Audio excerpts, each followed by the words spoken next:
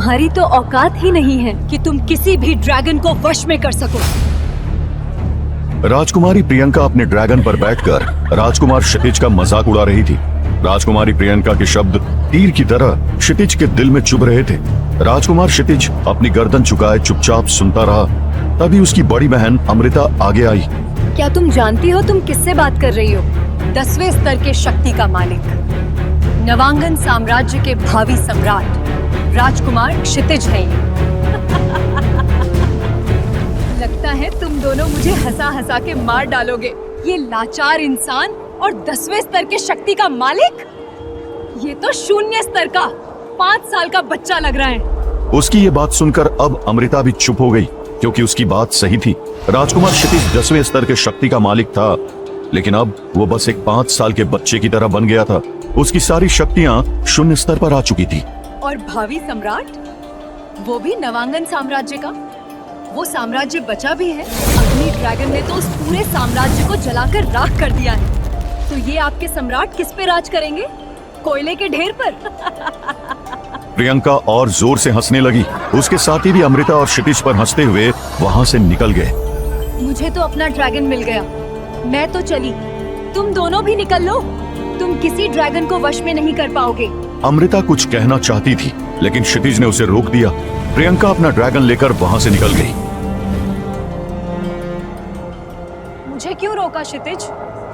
अभी उसका मुंह तोड़ देती। कितनों को मुंह तोड़ेगी दीदी? उसने जो कहा वो सही भी तो है।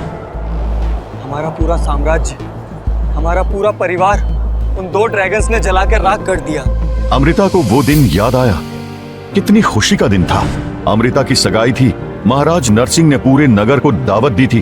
पूरे नगर की जनता इस सगाई के लिए आ गई थी। पूरा नगर फूलों से सजा हुआ था। ढोल नगाड़े बज रहे थे। अमृता के अलावा क्षितिज की 4 और बहनें थी। सभी खुश थी। तभी एक आग का गोला कहीं से आया और बीचों बीच आ गिरा। जोरदार धमाका हुआ। चारों तरफ अफरा तफरी मच गई। अग्नि ड्रैगन ने हमला कर दिया है। एक सैनिक चिल्लाता हुआ महल के अंदर गया। तभी महल के पीछे से 2 विशालकाय ड्रैगन आते हुए दिखे।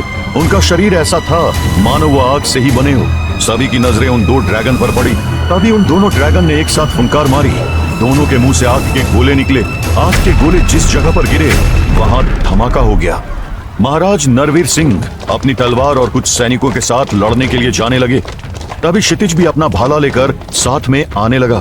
क्षितिज, तुम अपनी बहनों को लेकर किसी सुरक्षित जगह पर चले जाओ। नहीं पिताजी, रणभूमि छोड़कर भागना ये क्षत्रिय धर्म नहीं होता। क्षितिज, ये अग्नि ड्रैगन बहुत बलवान है, हम इनका सामना नहीं कर सकते। मैं 10वें स्तर का योद्धा हूँ पिताजी। ये ड्रैगन की शक्ति 30वें स्तर जितनी है। तुम यहाँ से जाओ और अपने आप को इनसे भी ज्यादा बलवान बनाओ। तभी एक ड्रैगन उनकी तरफ आया और एक फुंकार भरी। उसके मुंह से निकला आग का गोला उनके तरफ आने लगा। महाराज ने तुरंत ही क्षितिज को दूर धकेल दिया। क्षितिज दूर जाकर गिरा। तभी वो आग का गोला आकर महाराज पर गिरा और अगले कुछ ही पलों में महाराज और उनके सैनिक उस आग में जलकर राख हो गए। क्षितिज भी उस समय बेहोश हो गया। नहीं! चिल्लाता हुआ क्षितिज उठकर बैठ गया। उसने आसपास देखा तो वो किसी टूटी फूटी झोपड़ी में था।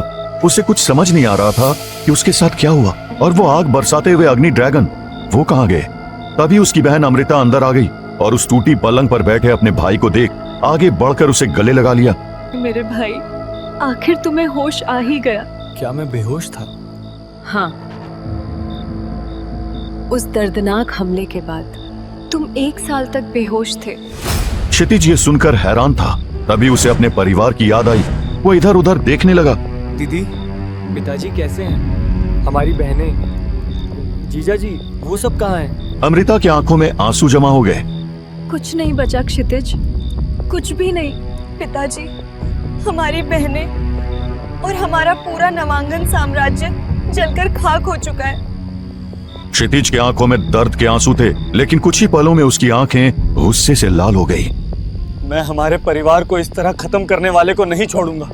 मैं उन अग्नि ड्रैगन्स को नहीं छोड़ूंगा। क्षितिज की आंखें गुस्से से लाल हो चुकी थी, लेकिन अब जोश से नहीं होश से काम लेना था। और अमृता ये चीज समझती थी। अपने दुश्मन को पहचानो क्षितिज।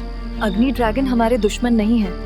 मेरी आंखों के सामने उन अग्नि ड्रैगन्स ने हमारा साम्राज्य जला डाला, हमारा परिवार खत्म कर दिया। और तुम कहती हो कि वो हमारे दुश्मन नहीं है। शांत हो जाओ क्षितिज। हमारा दुश्मन वो है जिसने उन ड्रैगन से हमारे साम्राज्य पर हमला करवाया। क्षितिज का गुस्सा अब शांत हो रहा था। वो अपनी दीदी आगे की कहानी जानने के लिए देखें अगला एपिसोड सिर्फ पॉकेट एफएम के YouTube चैनल पर, और ब्रह्मांड का रक्षक के सारे एपिसोड्स को सुनने के लिए डिस्क्रिप्शन में दी लिंक से डाउनलोड करें पॉकेट एफएम ऐप।